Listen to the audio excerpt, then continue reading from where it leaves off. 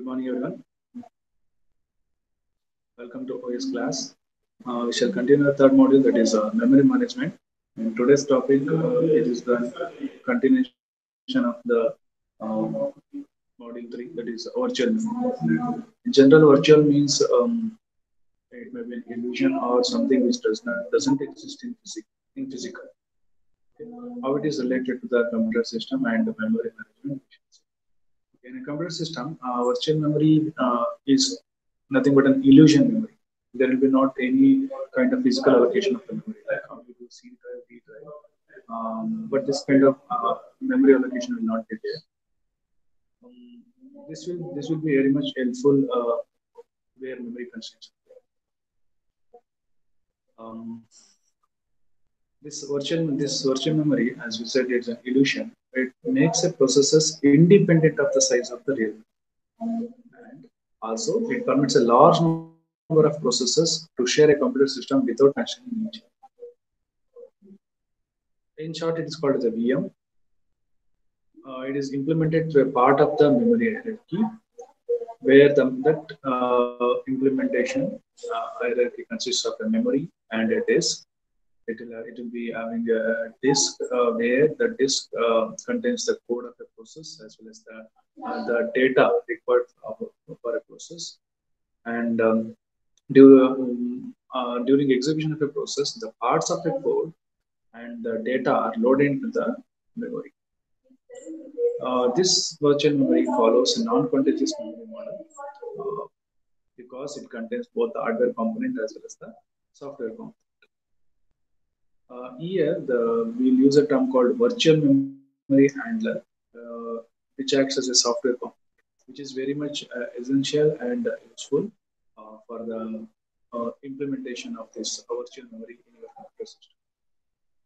One example you can take, that is an using of a non other OS platform in a particular any other OS platform. Means if you are using a Windows as an operating system, you can use some virtual memory application. Through that, you can install some other OS platform like Linux or any other version of the Windows. So that may be one example. You might have come across this, and the hardware components will speed up the address translation, and it will help the virtual memory manager to perform its operation more effectively. The virtual memory manager or the virtual memory handler, it decides which portions of a process to be sent to the memory at any time when during the execution. So the performance of this virtual memory depends on the rate at which the portions of a process are loaded into the memory at what pace, and also the rate at which the portions of a process are removed from the memory. Why? Because this is not the physical memory; this is a virtual memory. So we need to load and we need to remove the portions so that new portions can have some place to uh, process their actions. And there is a law called locality of reference. According to that, a process is likely to access recently referenced portions of its address space. It means if any process has been given chance to execution, and once it has performed its execution and it has removed from the memory, then that process will are more likely to use the same portion of the address space instead of the new address space. So overall, this VM manager ensures a good performance of the virtual memory. How? By allocating an adequate amount of memory to a process and employing an algorithm called replacement algorithm to remove a portion. Okay. So in the beginning of the slide, we said that the rate at which the portions are loaded and the rate at which the portions of the process are removed. We said why? To improve the performance. So how it is performed using an algorithm called replacement algorithm. So that is why we get a good performance of a virtual memory. Some of the basics are as you said, it's a virtual memory is an illusion of a memory, and it may be size equal to the real memory, or it may be larger than the real memory. What real memory? It may be a RAM, and the illusion, what we say, in general it can be called as abstract view of memory. So what we know the meaning of abstract view, and that's it about the virtual memory basics. Then if you want to talk about general in general, um, as I said in the beginning, any virtual memory application can be used for using the virtual memory implementation in one of in its system. And coming to the kernel, it implements this virtual memory through a combination of the hardware and software. In the beginning, only said the virtual memory concept uses the non-contiguous memory allocation model. Why? Because it is having both the hardware and software components. So the kernel obviously will also implement this virtual memory through a combination of hardware and software. Okay, and the software component can be referred as a virtual memory. Uh, Next, is already said that it uses a non-contiguous memory allocation model, and the address space of each process is assumed to consist of the portions. We said there are some portions of the process. The that is called as a components. Okay, the portions can be loaded into non-adjacent areas of memory. We said loading into the memory. How? No, it can be loaded into non-adjacent areas. Need not be adjacent areas. Okay, and here also we'll use the pair structure, what we did in the earlier classes also, that there will be a pair of the component and the byte for logical address space. Here also the pair will be there, and this memory management uses this pair for translating the logical address into the address in a memory.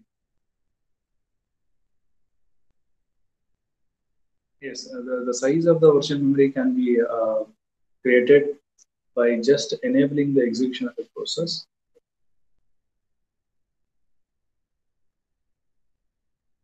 Let us look into the definition of virtual memory. The definition says a virtual memory is a memory. Okay, it is a memory hierarchy consisting of a computer system's memory as well as a disk, which enables a process to operate with only some portions of its address space in. The definition suggests virtual memory is a memory hierarchy which consists of the computer's memory and a disk. Okay, it is not in any physical memory or a physical disk. It contains the it uses the computer's memory and its disk.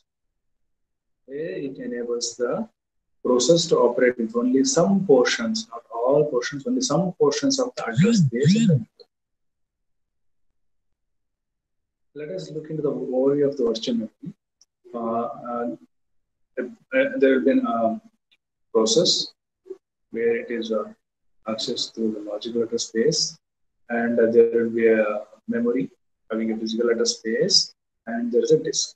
What you saw is this is a process, and what you are seeing is the memory and the disk. Those are the physical addresses of the computer, and how this memory will be allocated to a non-memory, non-conditional allocation method.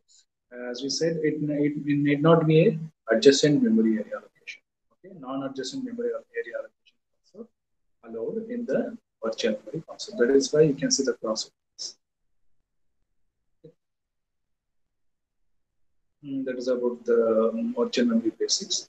There are two fundamental approaches to implement the virtual memory. We are very much familiar with this: paging and segmentation. These two we came across in the one of the classes. There we saw some internal fragmentation and external fragmentation, and how to overcome.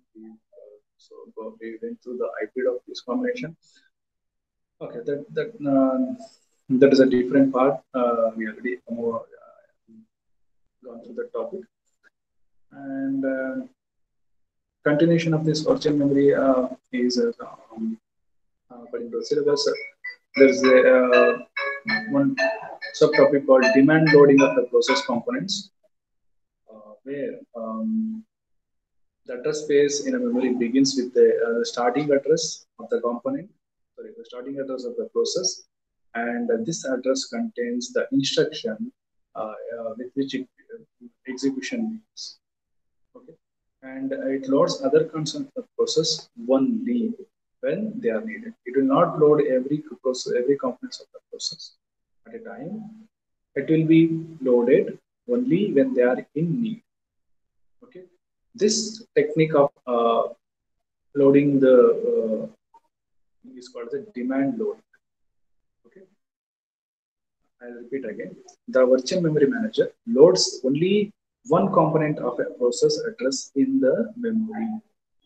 Okay, where the component contains address space, starting address of the process, and that address contains instructions for execution. Rest other components are loaded only when they are needed. This type of loading is called as demand load.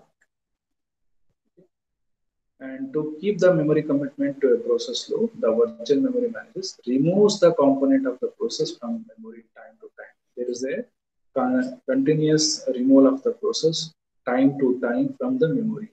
That is how the virtual memory performs, gives a good performance. And we know that this memory can be loaded back again. How? Because there's a process of loading the memory and removing the, loading the process and removing the process, and loading and removing.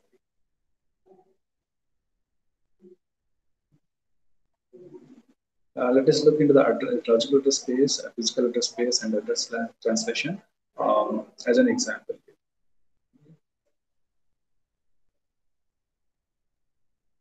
Let us start with a few things. There's a process component, logical start address, and the size of the process, and the starting address of the memory. In one of the slide previously, we saw that the process it contains starting address, and it contains instruction for execution. That is also so same thing we are here. The process component, it's named as A1. A process is there. A process A is there, and we are seeing only one of the component. Okay, it may be having A1, A2, A3, A4. Even though there are four components, at a time only needed component will be loaded. Right now, only A1 component is needed, so it is loaded. It's starting at a 0, and its size is 3000, and the starting address of the memory is 47,000. So next component will be A2. So the logical address, size, and everything will be done. So there will be a 4, as I said, the process A is there, and it is having 4 components. Let us look into the one by one. Process A is having 4 components, and starting from address 0 till 13,000 A4, and ending address will be 16,999. So you can see the list of processes under the logical address space name. And how the physical address space will be working in the memory. If you can see, there is a 0 to 4,999 and 9. So the process will be allocated based on the component only, A1, A2, A3, A4. You can see A1 is here, A2 is here, A3 is here. They are non-adjacent. Okay, and there's an instruction, as we said, the starting address of any process component contains an instruction for execution. Here we are having an instruction called add within parentheses 3,340. We shall see what is this. So when it goes to the next process component, add 3,349 will be divided like this. 3 will be recorded as 38,000. Why? Because this beginning will be the starting address of any process component. And okay, so we are adding 38,000 starting address. You can see A3 is 38,000 starting address. Okay, and 349. So this will be added. So when we add, we'll get the new address, that is 38,349. So it will be located in the it will be identified in the A3 this memory space. Okay. So the A2 process component contains an address called some instruction called 3,349, and it will be sent to the the respective address after once it is processed. Okay. Then the memory allocation information is given. So where you can see all the components are listed A1, A2, A3, 4, and their starting address also is also listed. Okay. Whatever the tabular column is there, the starting address, the last row has been listed. Okay. I think this completes the very basics introduction to the virtual memory. We'll continue our class by starting with the demand paging in the next class. Thank you.